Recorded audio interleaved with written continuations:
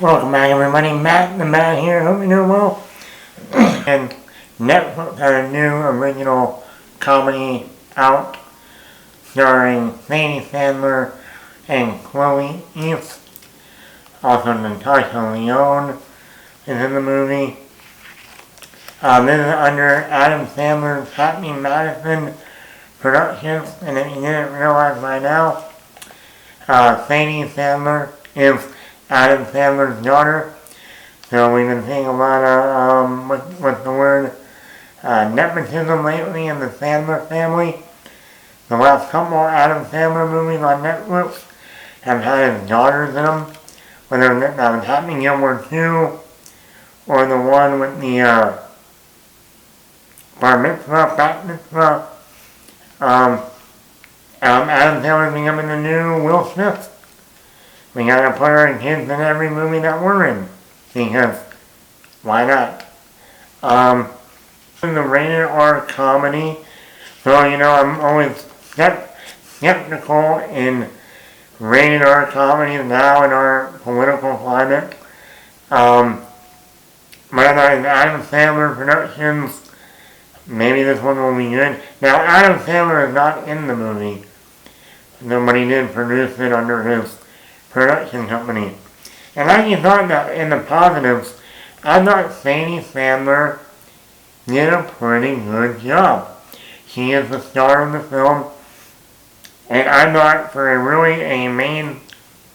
playing the main role, she did fine.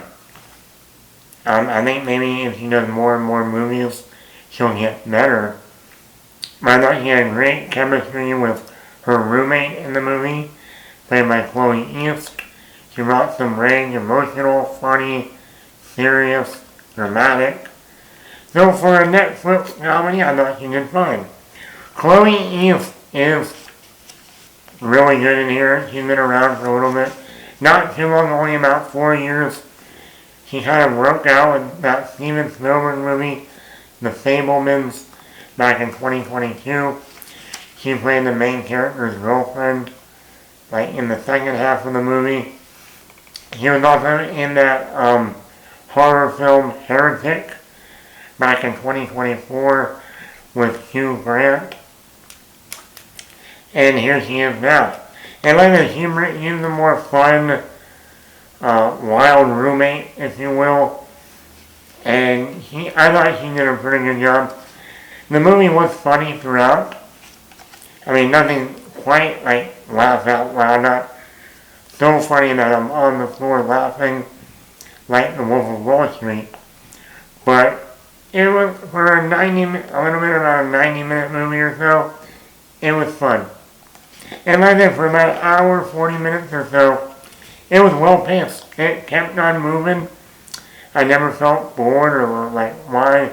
Now there are scenes that I thought should have been cut out, but I think that would have made it even shorter of a film. And I'll get into that in my negatives. The movie starts out with the principal, or maybe the RA still, of the college, kind of narrating for us the story about two roommates to these other two students who are freshmen. And I didn't mind it when the movie first starts out, but when they keep going back and forth to the narrator talking and then going back to our actual story, it kind of got a little annoying after a while for me. I like movies that just, you want to show the narrator at the beginning and then near the end of the movie, that's fine, or in the middle at one point. When they keep going back and forth throughout the film, over and over, it got a little bit like, you don't need that scene. Take that out.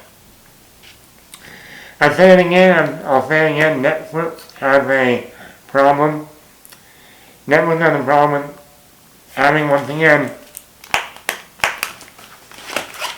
to have a check mark of, we need to have a homosexual character. Check.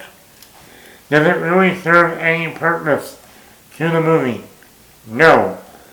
Well, we gotta make sure that this is a Netflix comedy and it has romance a little bit, or just a comedy in general, it has to have a gay character, no matter what. So we get that check mark. We included, I don't get why, there's no purpose in this movie. It really does not serve the movie at all. It is, once again, we need to have it, because we are in 2020, in the 2020s now, and every comedy has to have a gay character, no matter what. Negative. We have a scene where at the end of the school year, this class has to present their final project. I remember those. And one student has a person who looks like an old Confederate or some famous person on a horse covered in gold, like a statue. And you see the actual student of her project having a giant sledgehammer knocking it down. Now, do I remember in 2020, when morons, liberals, and idiots were knocking down statues because they're not politically correct anymore, even though some of them are the founding fathers, or they're the ones that, opened up that college, or that city is named after them, or whatever. And then you realize, no, in the movie they actually say, no, that wasn't a Confederate or a famous person in the government or any, in American history. That was just a coach of the lacrosse team who just looked like an old guy with a beard, And I'm thinking to myself, did they really just put a scene in this movie of an idiot college student trying to sledgehammer a statue? A monument that someone put up because it represented something that this person did in society, in the world. That was all the rage in 2020, in 2021. Let's knock down those statues. We don't give a shit. We're just going to knock them down because we think we're cool. You're not cool. It's going to be just a fun college roommates. But, they obviously are become enemies at some point. I mean, like I said, for a comedy, it was fine. So yeah, the overall, for a little over 90-minute comedy, it was fine. Netflix, stop putting your political agenda into your movies. It's annoying. We don't need it. And also, it's not going to make it relevant down the road.